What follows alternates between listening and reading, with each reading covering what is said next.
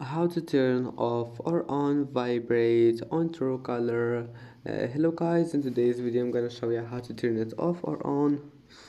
First go to Truecaller and then just click on your profile here in the top corner and then click settings.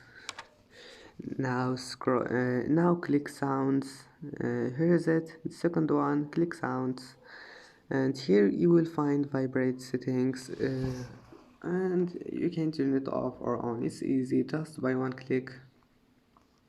And then now go back, it will be saved, and that's it. I hope that can help you.